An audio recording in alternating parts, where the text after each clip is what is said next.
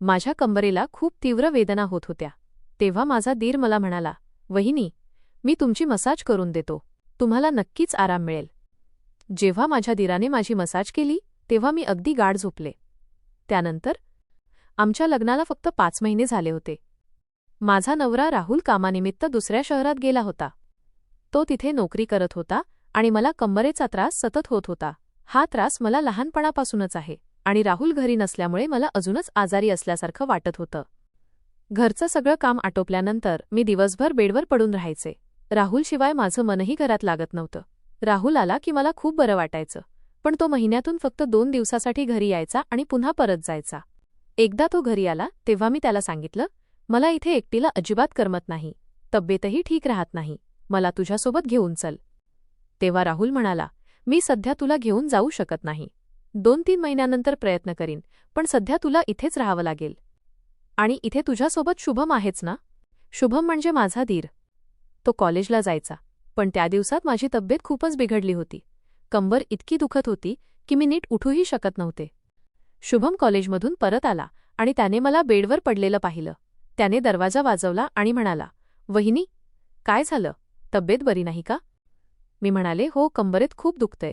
तेव्हा त्याने सांगितलं, "थांबा, मी थोडं तेल आणतो, मसाज करून देतो. तुम्हाला बरे वाटेल." त्याने माझी मसाज केली आणि मला खरंच थोडा आराम वाटला. मी त्याला म्हणाले, "धन्यवाद, माझी एवढी काळजी घेतल्याबद्दल." त्यावर तो म्हणाला, "वहिनी, तुम्ही माझ्या कामात नेहमी मदत करता, मग मी थोडं तुम्हाला मदत केली तर धन्यवाद म्हणायची काही गरज नाही." त्या दिवसानंतर आमच्यात खूप छान गप्पा रंगू लागल्या.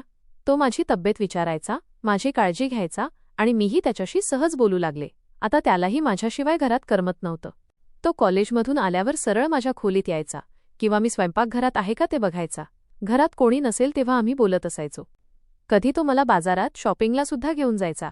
मी लग्नानंतर कधीच ड्रेस घातला नव्हता, पण त्याने मला ड्रेस घेतले त्याच्या आवडीचे. तो म्हणायचा, "वहिनी, तुम्ही ड्रेसमध्ये खूप सुंदर दिसता. हा घालून तर बघा." मला खरं तर ड्रेस घालायची अजिबात इच्छा नव्हती, पण त्याचं मन राखण्यासाठी मी एकदा ड्रेस घातला. लग्नानंतर मी नेहमी साडीच घालत होते. घरात काम करताना गाऊन घालायची सवय होती. तो मला म्हणायचा, "तुम्ही गाऊन घालता, मग ओढणी कशाला घेता? गरम होत नाही का?" मी मात्र त्याकडे जास्त लक्ष दिलं नाही. पण आता तो रोज माझी कंबरेची मसाज करून द्यायचा आणि मलाही त्याची सवय लागली होती, कारण कंबर खूप दुखायची.